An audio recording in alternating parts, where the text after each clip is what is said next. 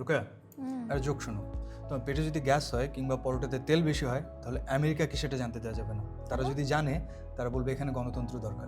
ভালো বলছিস, কিন্তু তোর হঠাৎ এই কথা মনে হচ্ছে কেন? ভেনেজুয়েলার প্রেসিডেন্ট নিকোলাস মাদুরোকে গ্রেফতার করে আমেরিকাতে নিয়ে এসেছে ডোনাল্ড ট্রাম্প। সে তো সবাই জানে, কিন্তু তার সাথে এটার কি সম্পর্ক? তার বিরুদ্ধে 2020 সালে ইউএস জাস্টিস ডিপার্টমেন্ট মাদক সন্ত্রাস এবং অর্থ পাচারের অভিযোগ নিয়ে আসে। কাগজে কলমে এটাই কারণ, কিন্তু মাদুরোকে গ্রেফতারের পর ডোনাল্ড ট্রাম্প কিন্তু সরাসরি বলেছেন যে এখন থেকে আমেরিকান তেল কোম্পানিগুলো ভেনেজুয়েলা থেকে তেল উত্তোলন করবে। এবং তুমি জানো নিশ্চয়ই ভেনেজুয়েলায় পৃথিবীর সবচেয়ে বেশি তেল মজুদ আছে। হ্যাঁ, এবং মার্কিন ইতিহাসে এ ধরনের ঘটনা কিন্তু এটাই প্রথম না।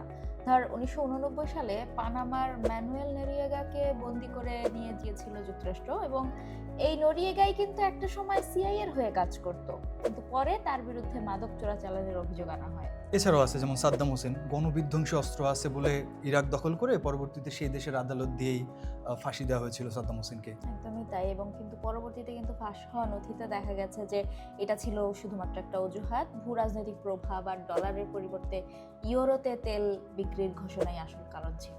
লিবিয়ার মোয়াম্মার গাদ্দাফি, তিনি আফ্রিকা অঞ্চলে স্বর্ণভিত্তিক নতুন মুদ্রা চালু করতে চেয়েছিলেন যেটা ডলারকে হুমকিতে ফেলতো। উইকিলিক্সে প্রকাশিত ইমেল থেকে দেখা যায় যে ফ্রান্স এবং আমেরিকা তার এই নতুন মুদ্রা এবং তার বাড়তে থাকা প্রভাব সম্পর্কে শঙ্কিত ছিলেন। পরে নেটো এর বিমান হামলার সহায়তায় বিদ্রোহীরা তাকে ক্ষমতাচ্যুত করে এবং হত্যা করে।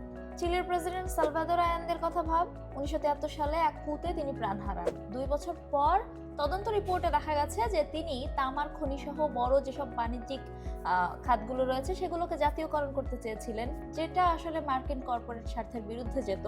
পরবর্তীতে হোয়াইট হাউসের ডিক্লাসিফাইড রেকর্ডেও কিন্তু দেখা গেছে যে রিচার্ড নিক্সন আর হেনরি কিসিঞ্জার সরাসরি যুক্ত ছিলেন সেই কুয়ের ঘটনায়। কঙ্গোর প্যাট্রিস লুমুম্বা আফ্রিকা অঞ্চলে উপনিবেশবাদ বিরোধী আন্দোলনের একজন আইকন হয়ে ওঠেন। তিনি নিজের দেশের খনিজ সম্পদ নিজের জনগণের জন্য ব্যবহার করতে চেয়েছিলেন, এজন্য তাকে সরানো জরুরি হয়ে পড়ে সিআইএ এর জন্য, এবং 1961 সালে তাকে ক্ষমতাচ্যুত এবং হত্যা করা হয়।